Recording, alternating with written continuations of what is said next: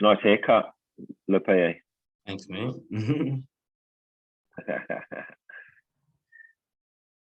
Cool. So, yep, people are logging on in. Thanks everybody for joining us who's in so far at the moment. Today we are going over a investment property seminar just to give everyone some general and good information from different specialists in the industry in regards to people looking to invest in property for investments and some of the pros and cons to look out for. We will be having 4 speakers today. There will be, each of us will speak for 10 minutes. And at the end of the session, we'll have some question and answer time. And if everybody doesn't get to propose their question in the session, we will certainly provide our contact details at the end for everybody to then reach out to us if they have any extra questions. And yep, we'll be speaking to you soon. All right. So yeah, I think we've got it good enough. We'll give it 1 more minute and then we can start. So I'll just introduce everybody. Myself, my name is Lopeye. I am the principal advisor at GTM Finance as a financial advisor. We also have Modupe here, who is our finance specialist. Yeah. We have Matthew Rosie as the real estate director over in Adelaide.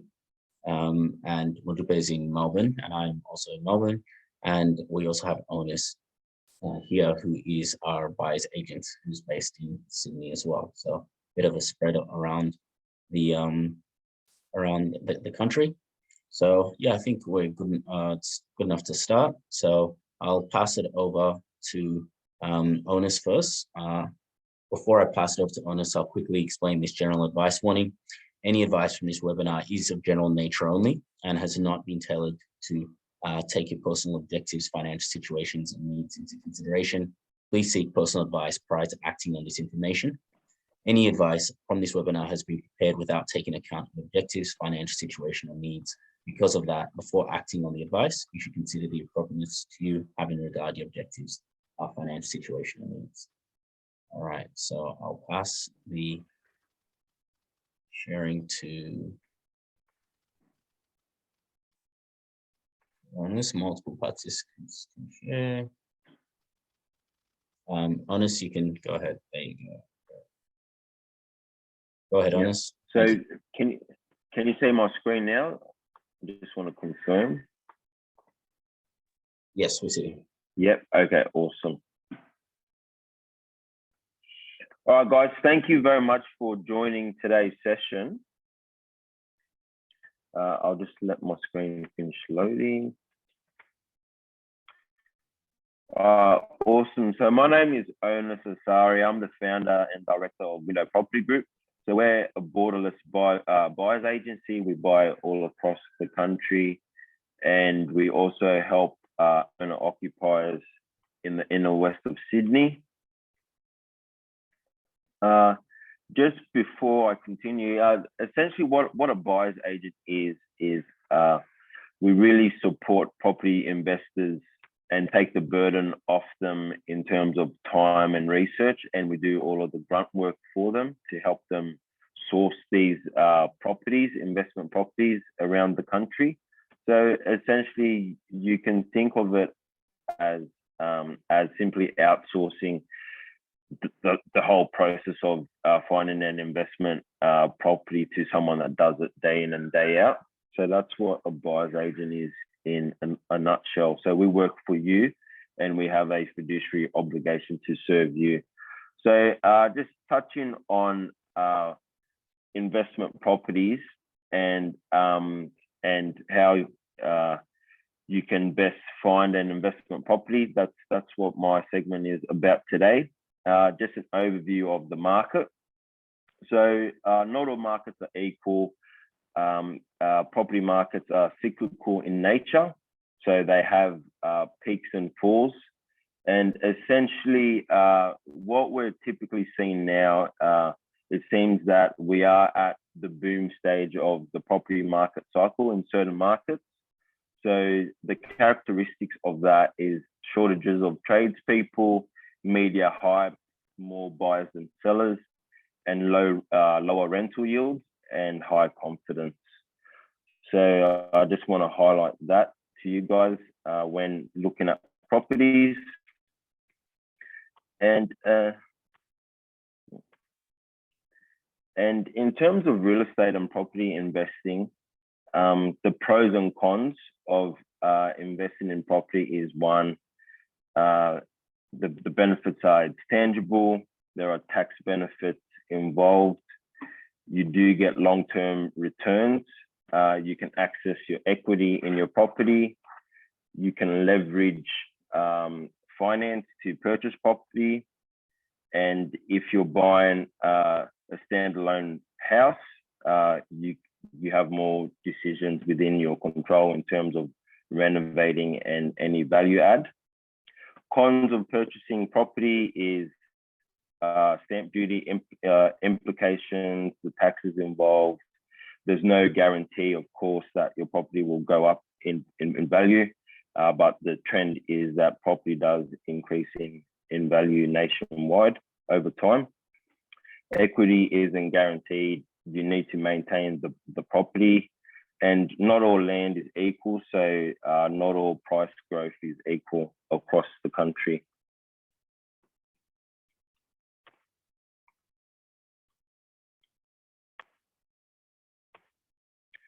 So tips for purchasing an investment property, guys, is really be clear on your goals, do your research, work with a team. Your team is a mortgage broker, a financial planner, a property manager, a quantity surveyor if you're looking at property development, or even getting a depreciation schedule on your actual investment property. It's important to set a budget in terms of pre-approval. So know how much you're looking to spend before looking at properties, and shortlisting suitable locations so that you don't get paralysis by analysis. And essentially working with a property manager, especially if you're purchasing interstate also. And insurance, which is really important as well. And in terms of data, guys, what data you should look at in terms of property. One, vacancy rates. That will determine how tight the rental market is and how easily your property can be rented out. So anything below 2% is a good indication of a healthy rental market.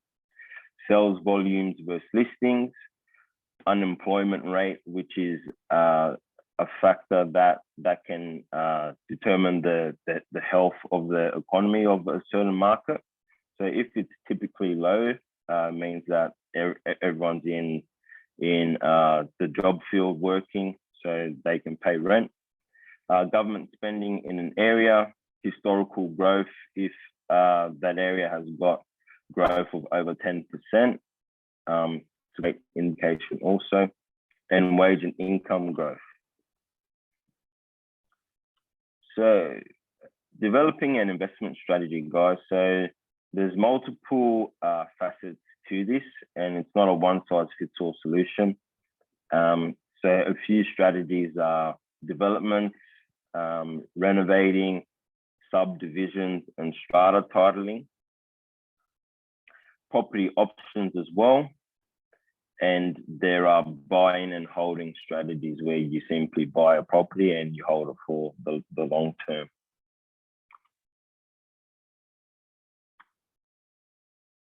And purchasing these types of properties can be in the inner city blue chip areas, outer city new housing estates, regional property and regional mining towns.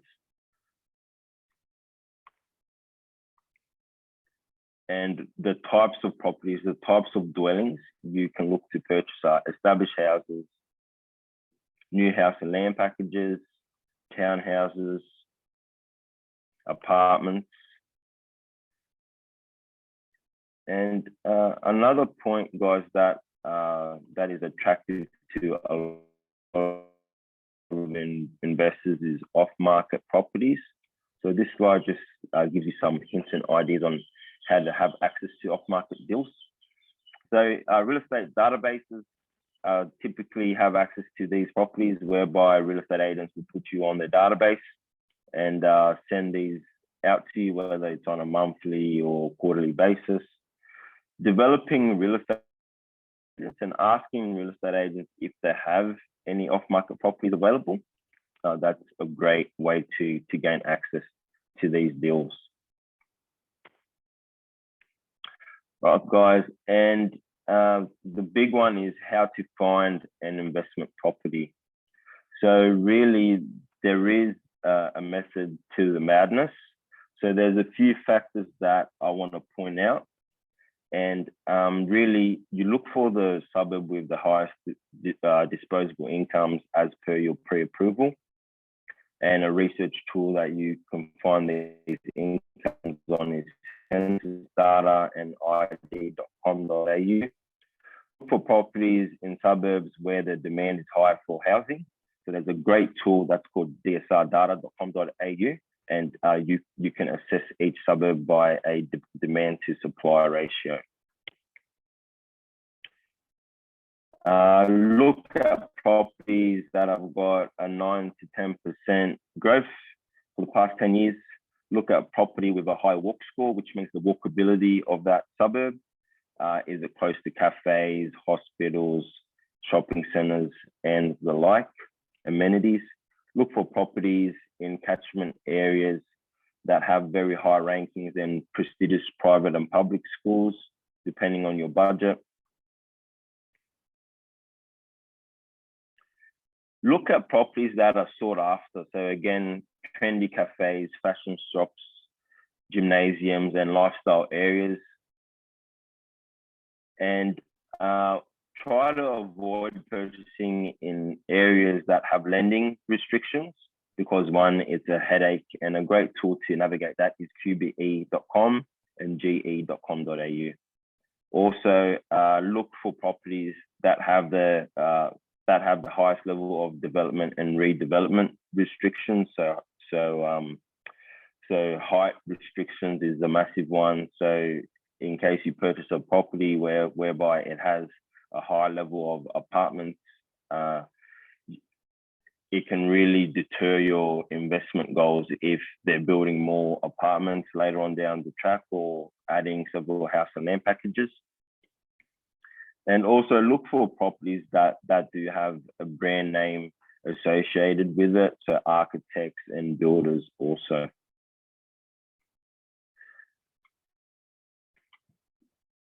How am I going for time, Lopeye? I've reached the 10 minutes, bro. All right, so I'm nearly there. If you don't mind. Bear with me, guys. So again, free tools just to help you find and analyze properties, guys. htw.com.au, that's the property clock where it can help you assess where a market is at. DSR data to understand supply and demand. My RP data, great for general research, and suburb demographics, population stats. Quick stats, that's for your suburb demographics. We've got SQM research for your vacancy rates to help you determine how healthy a rental market is. And real estate and domain.com, which is a very popular tool also. So thanks, guys. And I'll leave it back to Lopeye to introduce the next speaker. Fantastic. Thank you so much for that presentation there, Onis. Our next Thank speaker, you. oh, no problem. Our next speaker we have up is Modupe, who's a mortgage broker based in Melbourne, as I mentioned earlier. However, she's able to assist people all over the country. And I will just be in the slides up momentarily. So I believe I'm stop sharing. Great.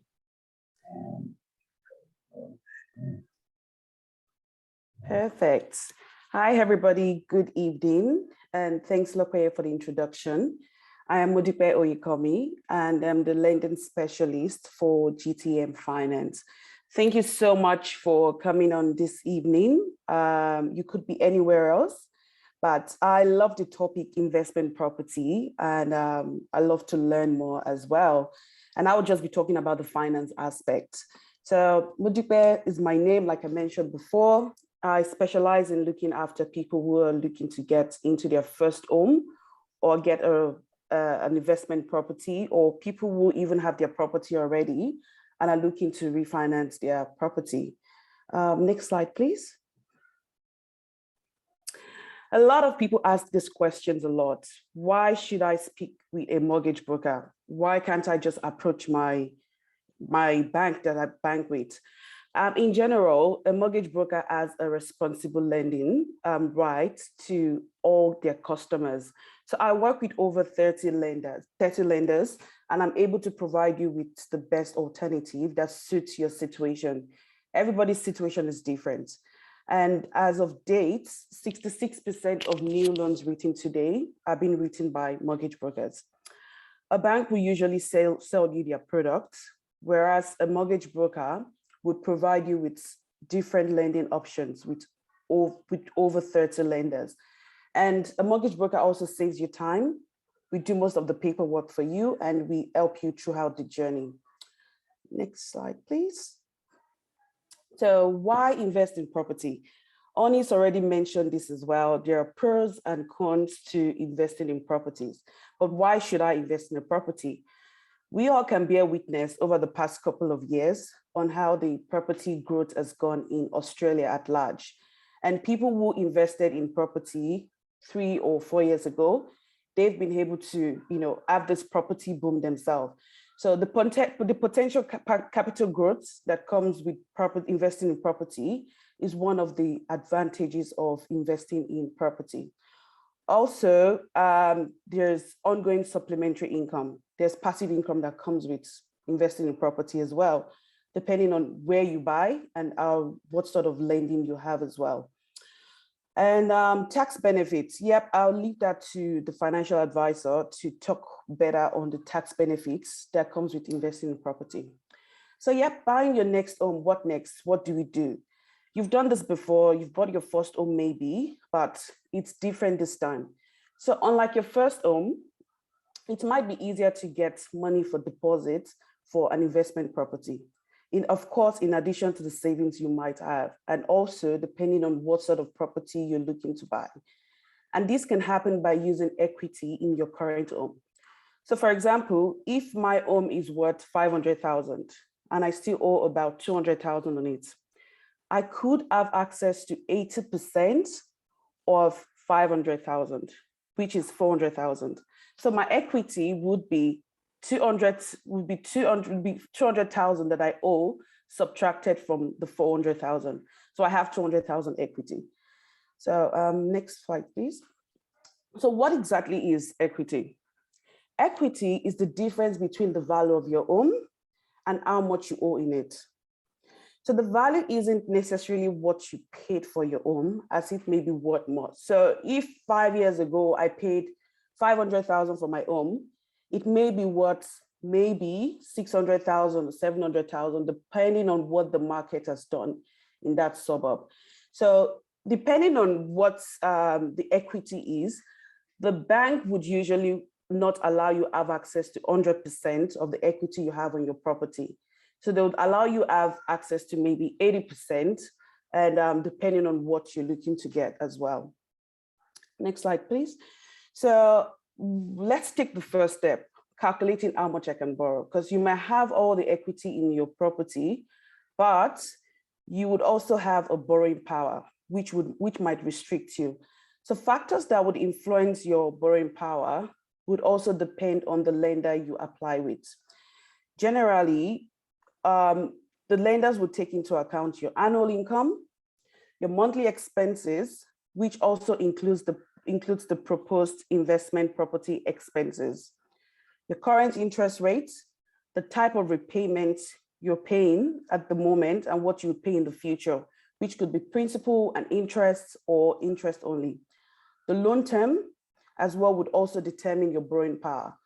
Also, the estimated monthly repayments you'd be making on this new loan would also affect your borrowing power.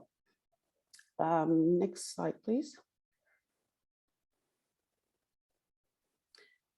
So when people are getting an investment property, what we'll also take into account is your rental income, your proposed rental income. And yes, the bank used your proposed rental income, but there's a way the bank measures your proposed rental income. And this typically differs from lender to lender as well. So some lender would consider using 80% for a residential property. And if you're buying an inner city apartment, some lenders would use 70%. And that's part of the reasons why it's really good to speak with a mortgage broker, because we're able to weigh your circumstances depending on what situation you're in to take you to a lender that might maximize your rental income. And some lenders might also include notional rents. So let's say, for example, you're getting a new property, you're getting an investment property, maybe that's your first property, and you want to continue living with your parents. Yep, you're living rent-free, but some lenders would take account a notional rent, just a particular amount that you might be paying as a rent. They might take that account for your borrowing capacity as well. Next slide, please. And we'll also be talking about what sort of interest rates we'll be looking at. Like we mentioned last week, we have the variable rate and we have the fixed rate. But something popular that comes with, that we see among investment property is interest only. A lot of people prefer paying just the interest per month on their loan for a particular number of years, which could be up to 10 years, depending on what your situation is. For some people might be, I just want to budget accordingly, or I want to build my investment portfolio. So everybody's situation is different, and would be great if you're looking to get an investment property, speak to a mortgage broker or give us a call, and we can always consider what sort of box you might fit in. Thank you so much. Great, thank you so much for that. Modupe, that was really informative information and session, and hopefully most people will be able to take some of those golden nuggets and can pass that, use that knowledge for their own advantage, or refer to you to get some more information. Next up is myself. I will switch over to the slides now.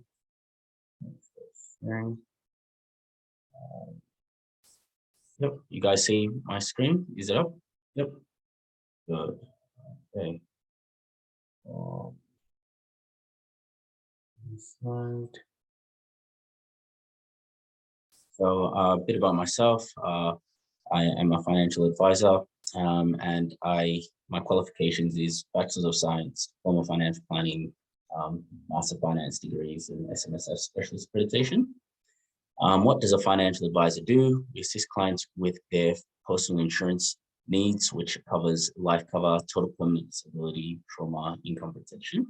I also assist with superannuation advice, which covers your retail superannuation funds, industry superannuation funds, and also self-managed super funds. In regards to investments, I can help people understand what their current investment strategy is now, make recommendations, and also help them with implementation. And of course, always review what is happening currently for the client's investment situation, just because of the fact that as things change, get a new job, get a job promotion, have extra kids, these life-changing events will potentially change people's investment situation. I also assist with cash flow modeling, budgeting, and retirement planning. So today we are not going. There we go. Too many slides. Today we're talking obviously on investment loans or investment properties. And first thing to consider is with investment properties, most states do have land taxes after a certain amount. I won't specify on other states, but with Victoria, after $300,000, we start paying higher rates.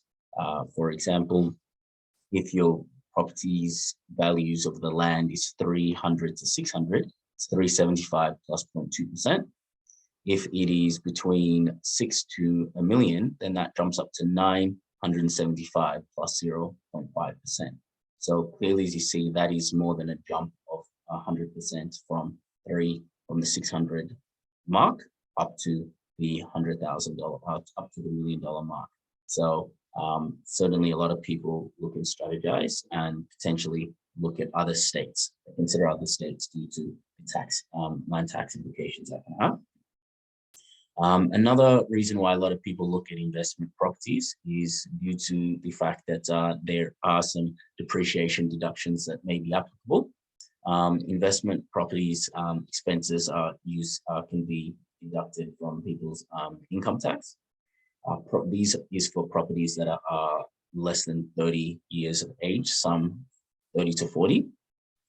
So somebody on an individual $100,000 income that builds a brand new property, usually they're able to deduct somewhere close to the range of $12,000, which will provide them a tax refund of $4,000. Definitely this figure varies depending on the person's circumstances. So certainly seek personal advice, but generally this is what I've seen.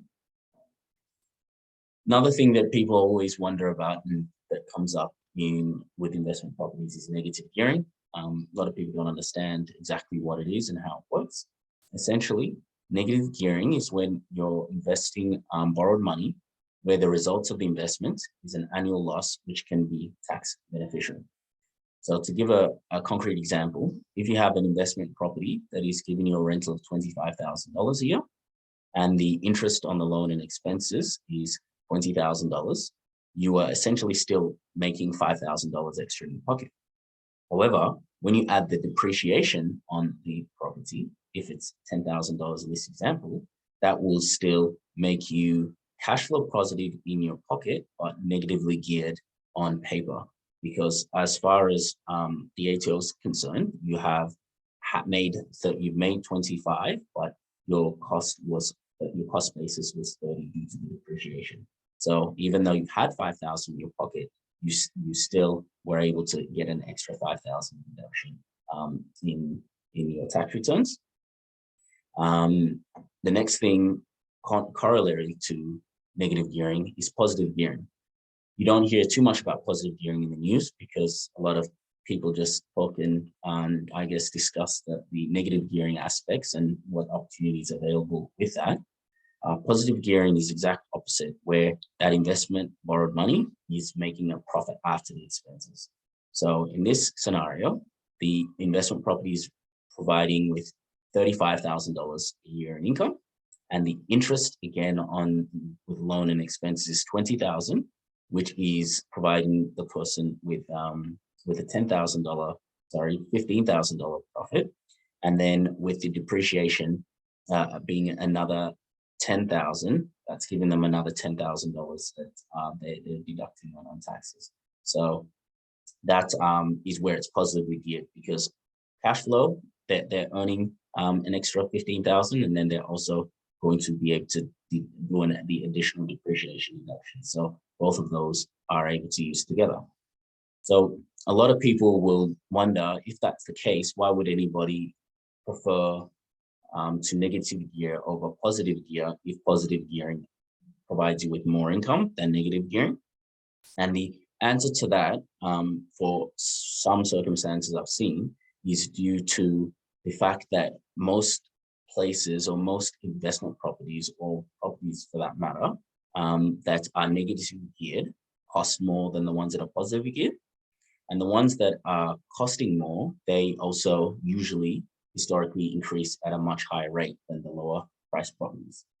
To give you an example of what's happened in the markets in the last couple of years, somebody buying a medium house in Hawthorne in 2019 to 2020 would have paid 1.7 million. A year later, in 2020, the median price is now worth 2.5 million. That is an increase of 800,000. Now let's look at another example. If somebody bought a reservoir for 760,000, the same time period later, it went up to median price of homes went up to 820,000. These are 2 states in Victoria, city suburbs in Victoria, which is an increase of 60,000. So if we used option 1 that I mentioned in the last scenario, where the individual lost $5,000 being negatively geared, but then they sold the property a year later for 800,000, their net would be 795,000. If we now use that example 2, where the person profited $15,000 cash flow, right? But then the profits of the property went up by 60,000, that would give them a net of 75,000, right? So this is just, highlight to show that even though on a year-to-year basis, the cash flow positive might have given the person more money than if they were positively geared, negatively geared, but over the long term, like if somebody had this example, they would have made themselves obviously a good $700,000 more in profit.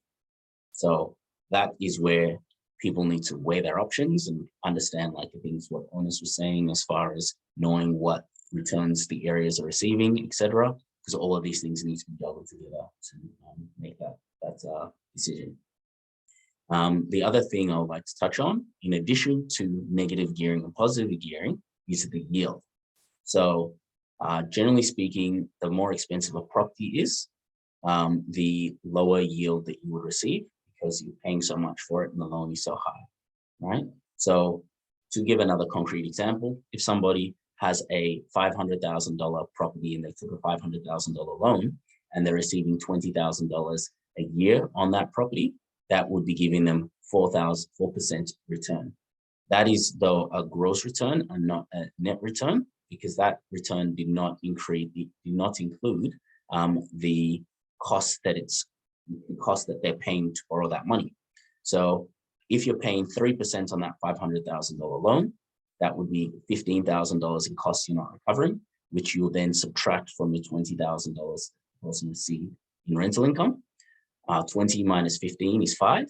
Now your true return, real net return, is 5 divided by 500,000, which is only 1%, right? So $20,000 or $20,000 gross, or $5,000 net, if you're looking at the monetary figure. So this is how people can actually do the comparisons between different asset classes, when you understand what the return on your investment is for one asset class to another. So when a lot of people or information you see on real estate that shows that you're getting a 4% yield, understand that's a gross yield. You have to subtract the cost that you're receiving to understand what the true yield is. Otherwise, you're not really comparing apples with apples or oranges with oranges. As far as the capital growth, like I was mentioning in the positive and negative gearing, that $1.7 to $2.5 million provided us 45% return within that year, or $800,000. Though obviously what happened that year, which people shouldn't use that as the exception and not the rule, due to the fact that they are going to be years that the property stays stagnant or even goes backwards. So we also need to take in consideration when they need to do major repairs, when there is unoccupancies, and other things that would still need to pay for holding the property. So in summary, again, when people look into investment properties, they should consider land tax implications, the positive versus negative gearing on their situation, yield versus the capital, in regards to which one they're looking to look at for that strategy, the tax bracket they're in, because of course, somebody who's getting some tax deductions, who's earning over $180,000, will be having a lot more savings in tax on a 47% tax bracket than at the 32.5% tax bracket, which is for people earning under $120,000. And then also the risk versus reward. So certainly that example on the capital of the price going up by a significant amount, if it doesn't go up a significant amount in a short to medium period of time, you still have the holding cost of a mortgage of $1.5 million if you buy a $1.5 million house versus a $500,000 house. So really understanding if you have the budget and the cash flow to cover that is important. So people won't be cutting themselves too short during the duration of the time they're owning the property. So lastly, also look at your risk versus reward on understanding the higher the risk, the higher the reward, the lower the risk, the lower the reward. That's all for me today. Thank you very much. All right. And next up, we have Matthew, who is a real estate director in South Australia, Adelaide, and he will be going over some things to look out for in that regard. I will just be pulling up his slide. One moment.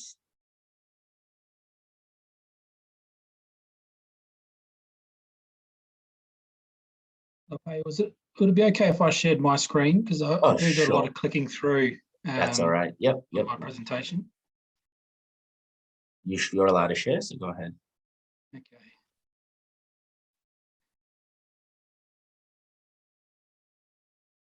Okay.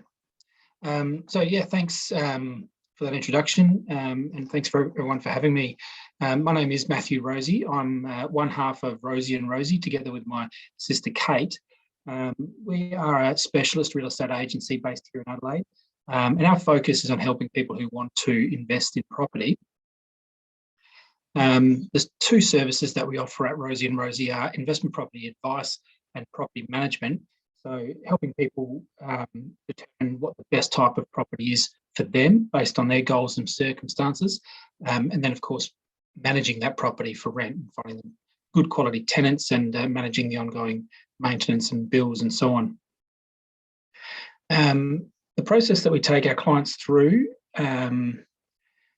when they're looking to buy an investment property here in Adelaide is very much like the process a financial planner would take you through, which is a prudent process to follow. We've broken it down into 4 steps. The first one being plan, where we talk to people about their goals and their experience, fears, affordability, budget, and appetite for risk. And then we start to, I guess, build a profile of who they are as investors and what kind of properties that might be best for them. The second step in that process is then prepare, and that's where we speak to our mortgage broker and we find out what they can borrow. So we get a pre-approval or a borrowing capacity from their mortgage broker, and with that and their plan, we can start to do a cash flow analysis and work out what the likely holding costs might be for a hypothetical investment property. And then once they're comfortable with that hypothetical property, we go and find something that matches. The third step being invest, and this is where we actually are ready to go to market and go through the process of making an offer and negotiating a price and the terms of the contract, and engaging building inspectors, organising solicitors or conveyancers, as they're called here in South Australia, to manage the settlement process. We can also help them organise their depreciation schedule, their building and landlord's insurance, and obviously we can close the loop there by helping them to lease the property for rent. And then the fourth step in our process, which happens on an annual basis, is an assessment where we review the performance of the property over the last 12 months. We look at the market, see whether we can squeeze any more value out of their investment property through things like just increasing the rent, or it may be something more significant like a minor renovation, or even just a repaint, adding a ceiling fan or an air conditioner, anything that we think might improve the yield or the capital value of the property. And we do that on an annual basis. So if someone's goal is to grow a portfolio of investment properties, then they're not going to be waiting any more than a year to really know that they've got the most out of the ones, or the one that they own currently. So that's our 4 steps. And before I jump into the Adelaide market here, so we work with you as a team, and we hold your hand through the process as much or as little as you want. And if you need help building your team, then we can help you with that. We'd certainly be happy to recommend the guys on the panel this evening. So if you need an introduction to a mortgage broker, financial planner, or an accountant, building inspector, quantity surveyor, solicitor, insurance broker, or tradespeople when it comes to managing the property, we can help. Now, Lopeye asked me to talk about the Adelaide market in particular. It is probably one of the strongest markets in Australia at the moment, both for sales and for rent. And it's still one of the more affordable cities in Australia. So we're actually receiving a lot more inquiries from interstate investors wanting to buy here. Apologies for the quality of the image, but I thought it would be actually ideal for this high-level sort of overview. I've only got 10 minutes, so I'll go through it pretty quickly. What you see there is basically metropolitan Adelaide. The dark grey is where the majority of our population resides. To the left of the screen, which is west of the CBD, the reason that grey stops quite suddenly is that's where the coastline is. And then to the right of the CBD, where you see my mouse moving along here, this is where housing tends to stop because this is the Adelaide Hills. It's like a mountain range. So where I've highlighted it here, land is basically limited both east and west of the CBD. North and south, however, north being the top of the screen, tends to sprawl, as does the south. You might have heard of places like Barossa Valley and McLaren Vale, two of our very popular wine regions. Barossa Valley to the north of Adelaide and McLaren Vale to the south. We're finding that where that was formerly agricultural farmland, it's in the process of being rezoned, and we're finding that the urban sprawl is getting quite far from the CBD. So the population of South Australia in total is 1.77 million people currently, but of those 1.77 million people, 1.3 million of them choose to live in metropolitan Adelaide. So that's across the whole state. And the CBD, which I've circled in the middle there, that's actually the Adelaide CBD and North Adelaide, is only home to 26,000 people. Okay, and this is a big difference for Adelaide compared to other cities. It's quite telling because the preference for people in Adelaide is to live in a house, not in a city, not apartments. So unlike Sydney and Melbourne, where living in apartments is quite popular and common, it's Adelaide's still catching up in that sense. I can see it happening, but it's still houses and townhouses for most people at this stage. The real preference being for a minimum of 3 beds, minimum of 2 bathrooms, and a minimum of 1 off-street car space, which most homes come with anyway.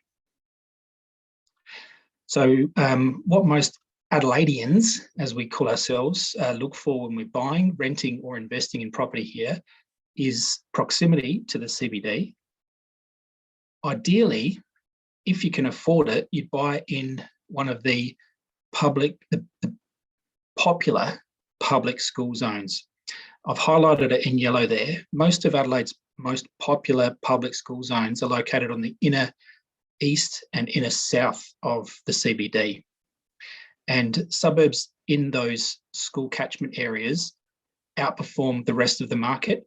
And that's regardless of the property cycle that we're in and regardless of broader economic conditions. They are the blue chip shares of property in Adelaide. Having said that, because they are so popular, the buying in price reflects that, and it's become increasingly difficult to find homes in those areas where you're not paying a lot of money. Okay, and they become less attractive as investments because the yield becomes so much lower. But certainly those who've got deeper pockets, that is where I'll be putting my money. The other thing that we look for is gentrification. So that's the transition of a suburb from being, say, a light industrial area into a residential area, which we see a lot of. A lot of cities, when they were first established, had their central business district where people came to trade. And then outside of those areas, you'd have light manufacturing. And then beyond that, you would have the wealthy suburbs, usually close to the CBD. And then as it got further away from the CBD, land became more affordable. Now, having manufacturing and light industrial areas so close to the CBD doesn't make sense anymore. There's so much land in Australia, and infrastructure allows us to have manufacturing facilities further away from the CBD. So we're seeing a lot of rezoning of these areas, we call that gentrification as they turn into really popular, certainly in Adelaide, in the surrounding. So that little red circle in the middle there, that's got a lot of that going at the moment. So companies like Coca-Cola and the West End Brewery and Clipsal were all located just west of the CBD, which is now becoming a medium and high density residential area, very popular with first home buyers and investors.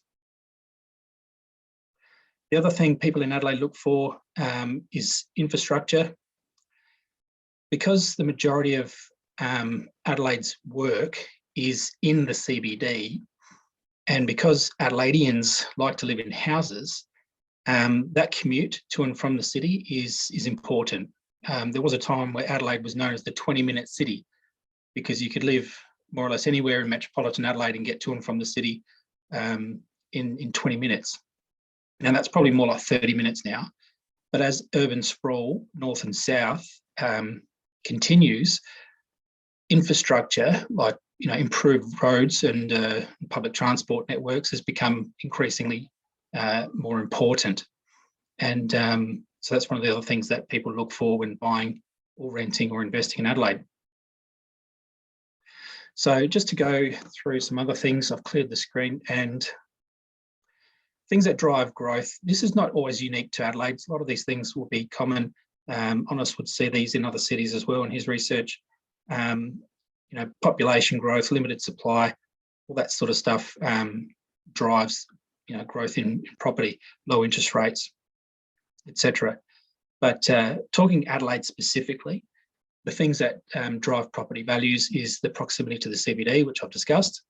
That circle there is probably about a 20-kilometre radius. So from the CBD to the top of that circle would be about 20 kilometres. To the left of the screen, or to the west, to the coastline, because it's somewhat inside that circle, it's probably 15 kilometres. And then to the edge of the hills where the population or the dark grey stops is probably about 8 to 10 k's. And then, of course, the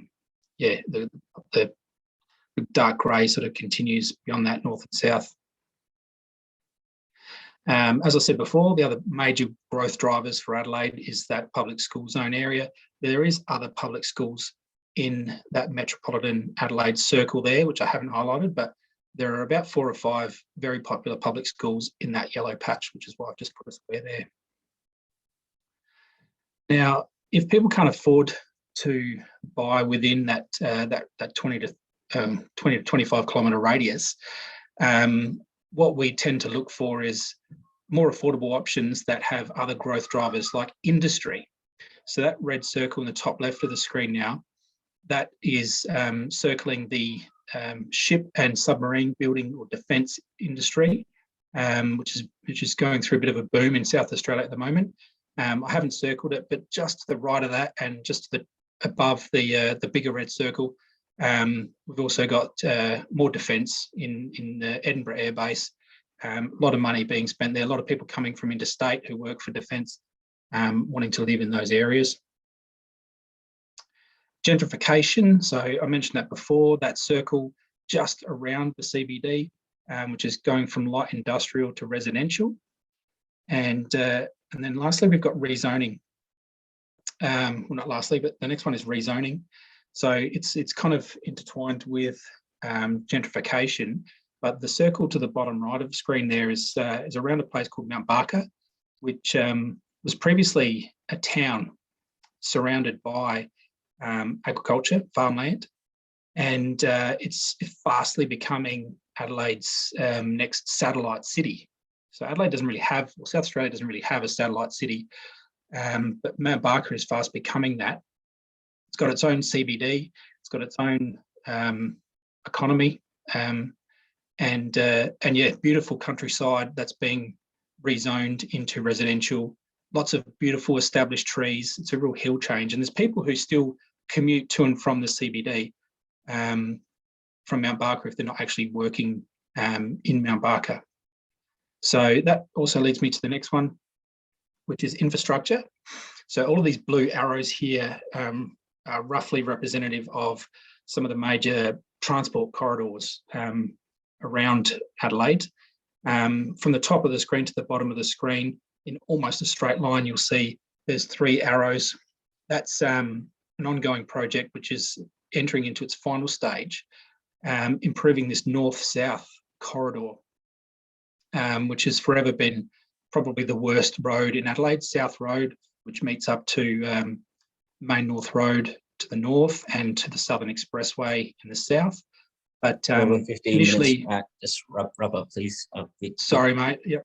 I could talk about Adelaide forever. So look, I will wrap it up there.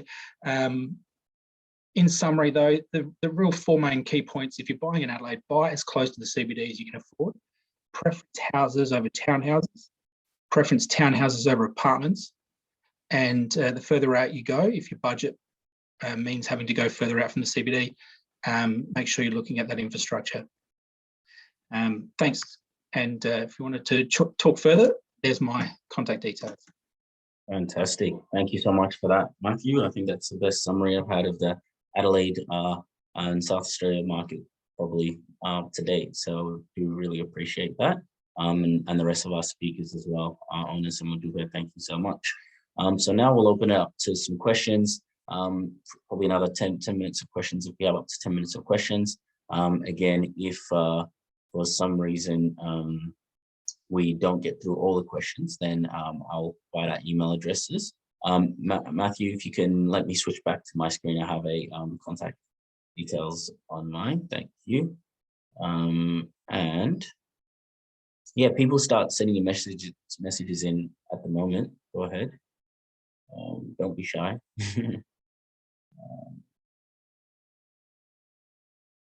And here's our contact details in the background.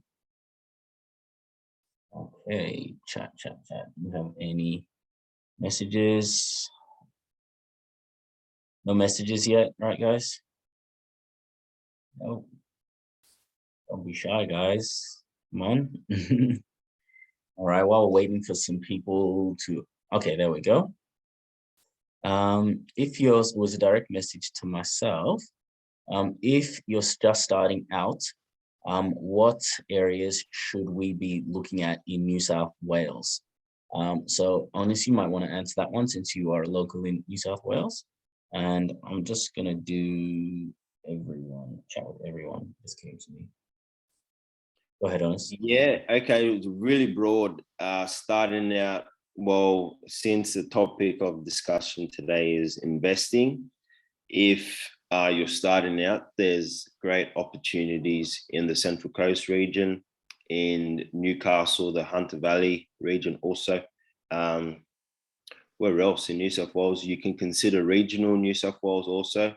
It's shown resilience and great growth within the past year as well. So areas like Orange, Bathurst, Wagga Wagga, and Albury Wodonga as well. So yeah, I hope that helps. Great, thanks for that, Onis. I received a direct message from Michelle, and the question was, you mentioned cash flow modeling. What is that? Great question. So cash flow modeling essentially is understanding what the client's cash flow is looking like over a short-term or long period of time.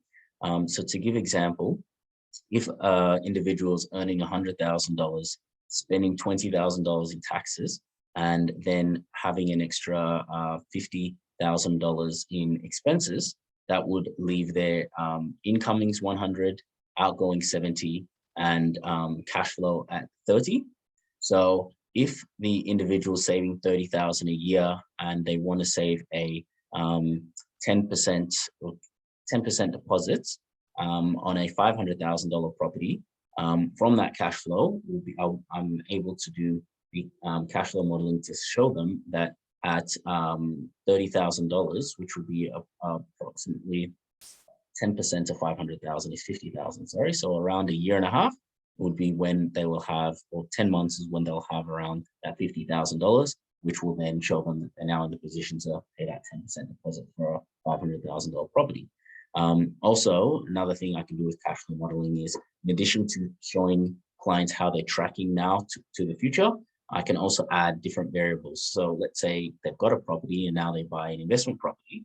we'll be able to now see how the next 5, 10, 15 years are looking with this additional asset versus if they didn't buy it. So it's a very useful tool without paying, so much money or buying a property first to then find out later on if the numbers added up. They'll be able to know beforehand what the actual numbers would look like at a pretty detailed level, especially from those things I discussed as far as the yield, right, versus the capital growth. So I'm able to put in those different variables of, okay, this is what I'm getting for rental income, it's higher, but this is what I'm paying for my mortgage. So all of those numbers can vary. Sorry, that was a long answer, but hopefully that was that was helpful. The next question we have is from Sabide asking, any thoughts on commercial property as well as investing in commercial property? Is there opportunity to take advantage of group economics to buy land, property, and invest as a community? I can answer the commercial property one, but maybe I'll give someone else an option too, so it's not just me speaking. Does anyone have thoughts on that, or they want me to take that on, thoughts on commercial property? Okay, go ahead, Matt. I think Matthew had first. Go ahead, Matt. Yeah. Can you hear me okay? Yes, you're good. Okay, cool. I've clicked something and I'm just looking at a big picture of myself. So yeah, look, commercial property can be a great investment vehicle. The upsides are the rental yields can be a lot stronger than residential real estate in many cases. However, the capital growth may not be as fast.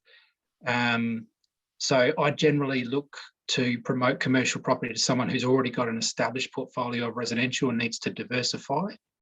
The other thing to consider with commercial real estate is, and this may be a question answered by Modupe, is lending. If you're looking to buy commercial real estate and need to borrow money, LVRs are somewhat limited compared to residential. I think in residential you can borrow 90, 95% sometimes of the value of the property, whereas in with commercial, it's more like 60%. Great.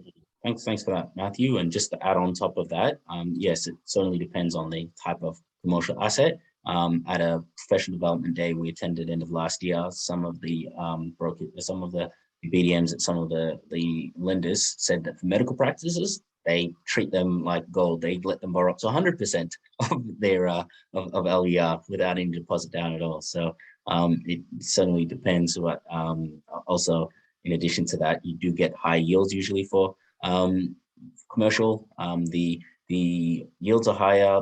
The leases are usually longer, between maybe up to 5 with the renewal for another 5 years, etc.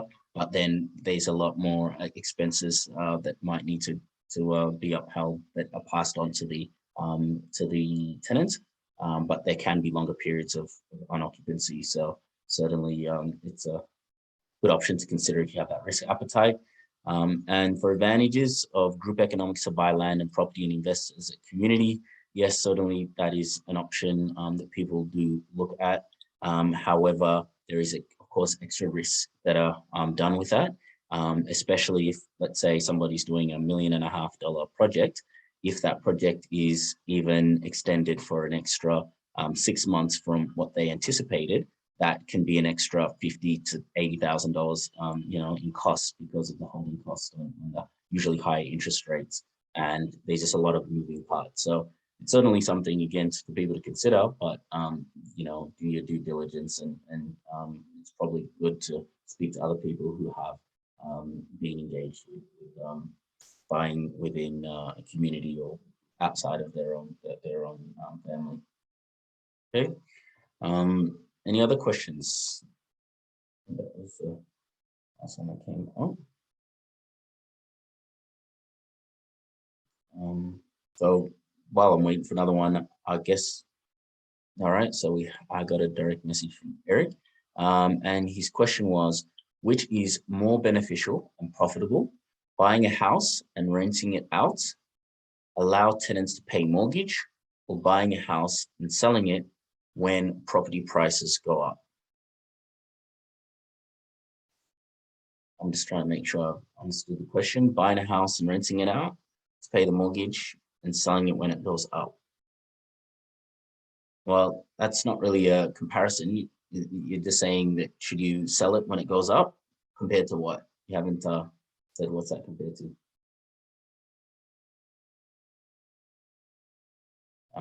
So I'm not quite sure on that question, Eric, but yeah, basically a lot of people do that. They buy houses and sell it after it goes up in value, but sometimes it doesn't go up. And if the cost might outweigh the opportunity cost on them investing that money in something else that could also go up.